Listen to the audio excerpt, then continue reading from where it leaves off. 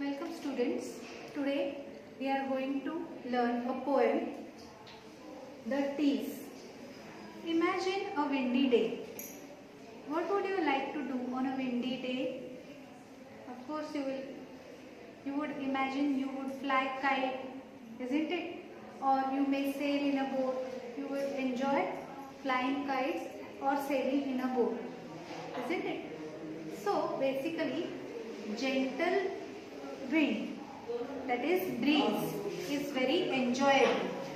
Okay, but if we have very strong winds, okay, they can at times be destructive.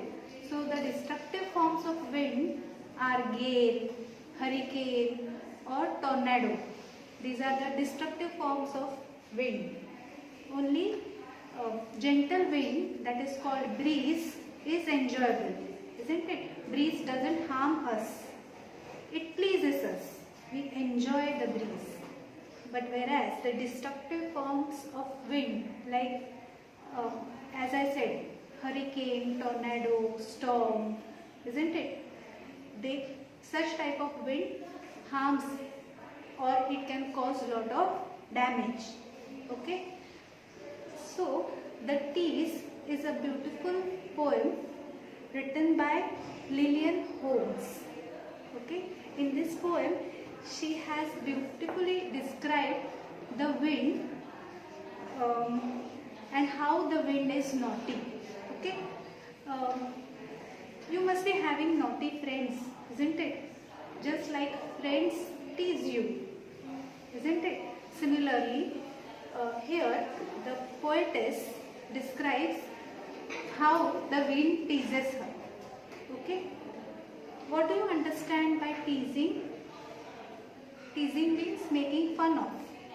Okay. But here, the tease. Here, the word tease is the noun form. It means the person who makes fun of someone, playfully or unkindly. So here, the tease refers to the person who is making fun of. Okay. So, this is just the literal meaning or gist of the poem. But the poem also has a deeper meaning, and that is you should take any kind of change positively. Okay. Any kind of change brings in both the positive as well as the negative factors. So don't just concentrate on the negative factors, but realize and welcome even the positive factors in a change. Okay. So let us read the poem. Before that, Lillian Holmes was born in Lancashire, Britain. At the age of 2, Lillian Holmes immigrated to Auckland, New Zealand. Her family settled there. After her death, most of her savings were donated to the health trust as per her wishes. The Tease is a simple poem to understand, but at the same time meaningful as well.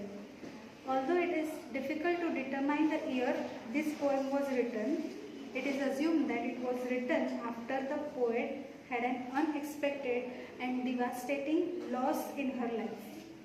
The larger meaning of the poem, in short, is to take any kind of change lightly and one should not give up.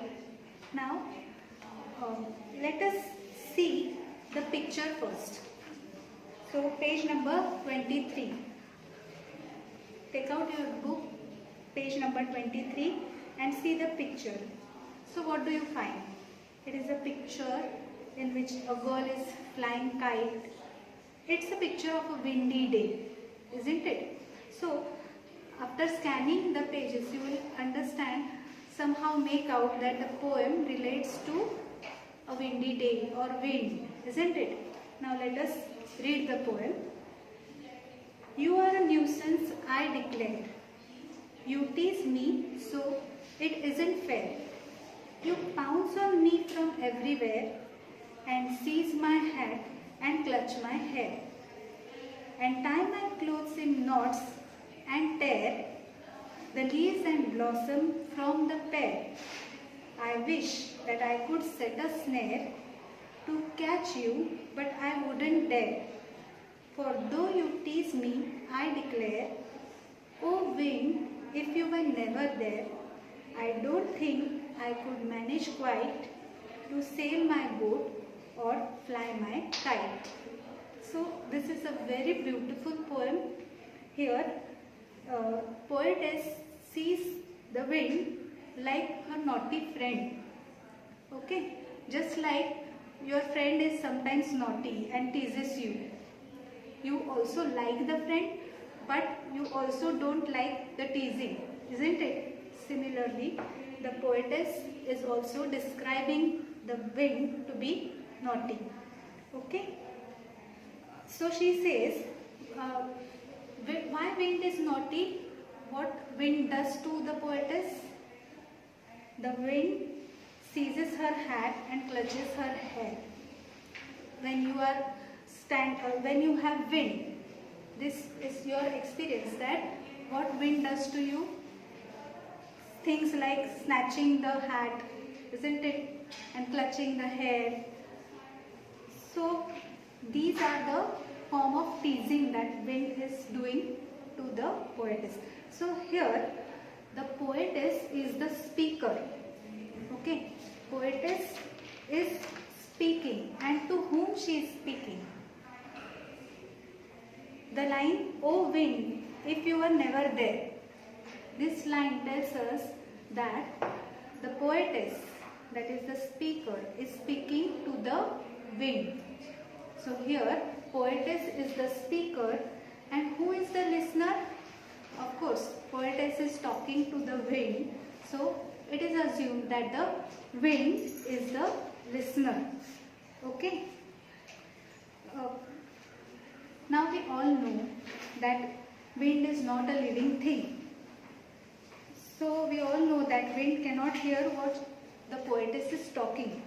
But in poetry, for that matter even in prose, when the writer talks to an object or idea or a non-existent or imaginary someone to add dramatic effect, it is called an apostrophe.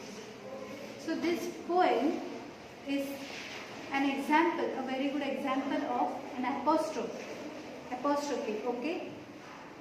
The main function of an apostrophe is to personify abstract ideas or to bring to life the inanimate objects, to highlight the importance of the objects. So here the wind is personified in the sense, आपल्याला माहिती आहे वारा काही person आहे का नाही, पण the poetess is talking to wind to add dramatic effect. Okay, so the wind is personified म्हणजे काय की wind जसं की माणूस आहे असं समजून poetess is talking with the wind. Okay, this brings a dramatic effect and highlights the importance of wind. Okay, so this is what the poem is all about, and you now have understood even the larger meaning, deeper meaning of the poem, and that is you should take any kind of change positively. You should not give up, okay, and you should welcome the positive factors in a change.